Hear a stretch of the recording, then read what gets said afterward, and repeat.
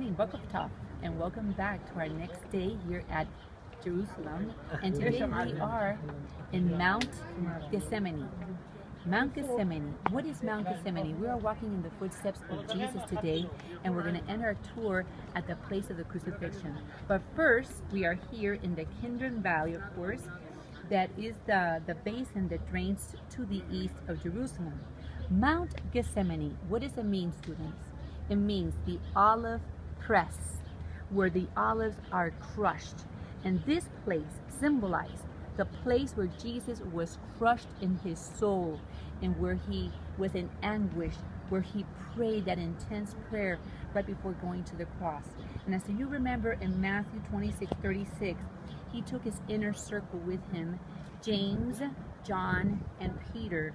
And he asked them to pray, all of his disciples, to pray with him, but they fell asleep because he says that the spirit is willing, but the flesh is weak.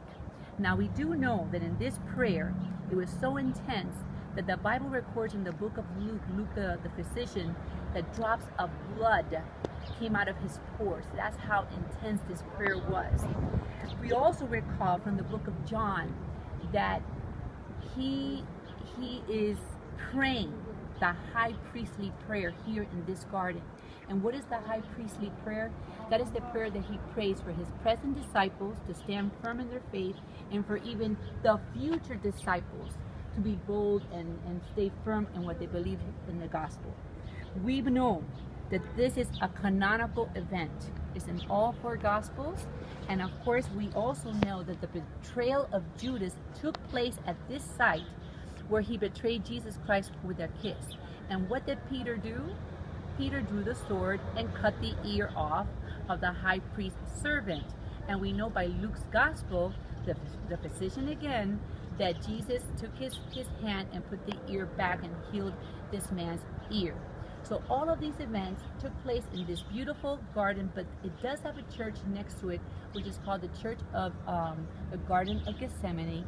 And it's very dark inside because it represents that grief that Jesus felt before going to the cross. It's almost like Jesus was telling his disciple, watch me, and as I am obedient to the Father, when he asked the Father 3 times to let this cup pass from him, but he said, not my will be done, but Father, may your will be done. So he is demonstrating to his disciples obedience even to the point of death. So we will continue from here on our journey, the footsteps of Jesus Christ. Shalom. Students, welcome back. Here we are where Jesus enters through the sheep gate to the pool of Bethesda.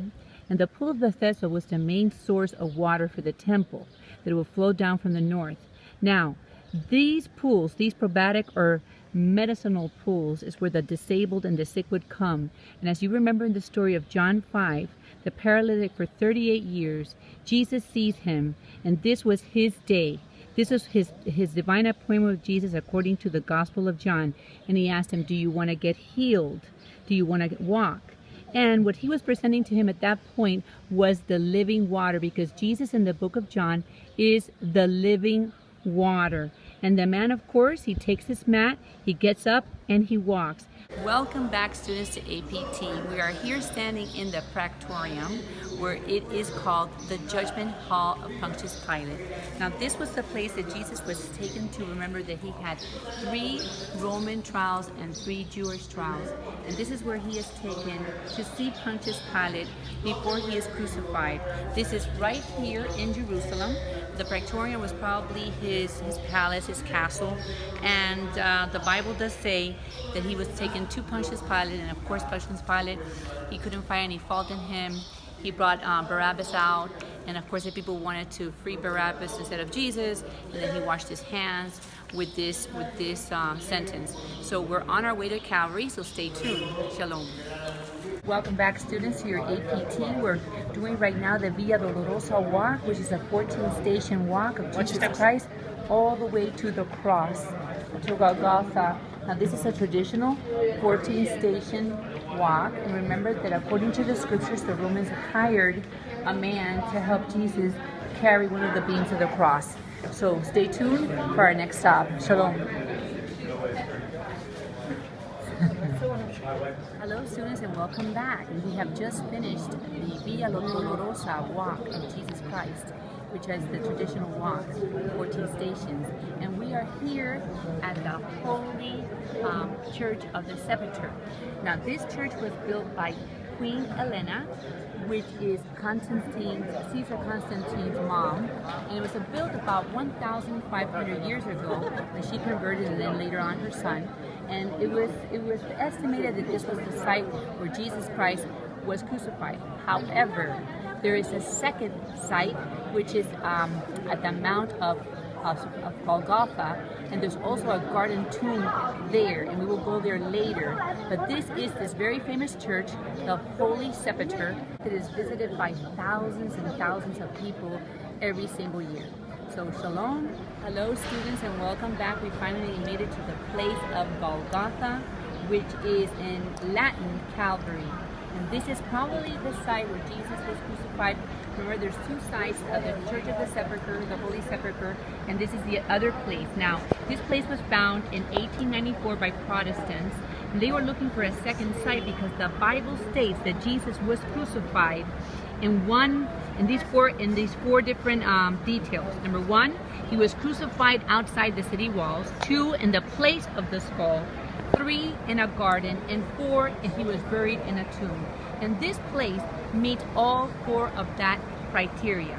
Now this place was found in 1894, about 150 years ago, and many people also visit this place, but when you come here you have to decide for yourself whether it's the Church of the Holy Sepulchre or this place. Now this place during Jesus' time would get packed with people, and they would come from the north over here on a pilgrimage to the Passover, and about 500,000 people will walk through this area, and the Romans would crucify at eye level, not on a hill, so probably down there below, and so that it would be an intimidation tactic for people that were even thinking about breaking the law. So the Romans, remember, the crucifixion is very, very cruel. Jesus' death is very agonizing, and you need to reread Psalm 22 and Isaiah 53, the suffering servant, so you can understand all the details of Jesus' death. Now we're going to step into the garden tomb area. An empty tomb site where it is believed according to the scriptures that Jesus resurrected on the 3rd day. So I'm actually going to enter into that tomb and see if it's empty. Okay, I'll let you know when I get back. Shalom.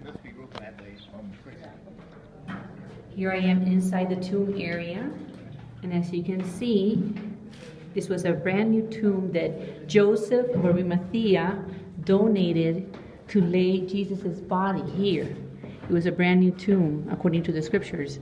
And also Nicodemus came with him to anoint Jesus' body. Remember Nicodemus from John 3? Well, he was the one that donated 75 pounds of spices to donate, to anoint Jesus' body for burial.